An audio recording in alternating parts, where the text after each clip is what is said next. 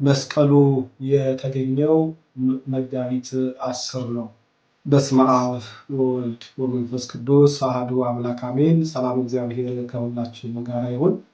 እንኳን ለሰባተኛው ወር ለወርሃ መጋቢት እንዲሁም ደግሞ ለደብረ ዘይት በሰላምና በሕይወት በጤና እንኳን አደረሳችሁ እንኳን አደረሰን። ኢትዮጵያ ሀገራችን 13 ወርቃማ ወራቶች አሏት። ከነኚህ መካከል መጋቢት ልዩ ነው። ለምን ቃላችሁ ዓለም የተፈጠረው መጋቢት 29 ነው። የጌታችን የመድኃኒታችን የኢየሱስ ክርስቶስ መስቀሉ የተገኘው መጋቢት 10 ነው።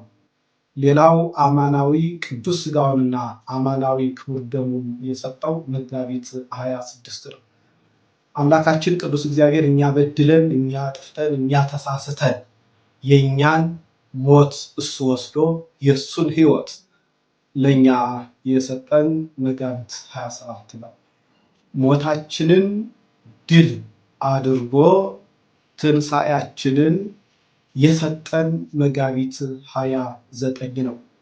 ሌላው ይመጣል ብለን የምንጠብቀው መጋቢት 29 ዘመኑ ዘመነ ዮሐንስ ሆኖ እንዲሁም ደብረ ዘይት መጋቢት 29 ላይ በዋለ ጊዜ ይመጣል፣ ይህን ዓለም ያሳልፋል ብለን እንጠብቀዋለን።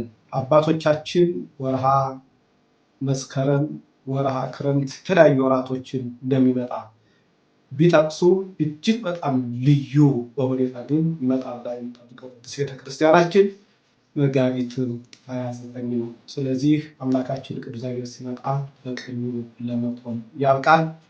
ሰላም እግዚአብሔር ከሁላችን ጋር ይሁን። አሜን።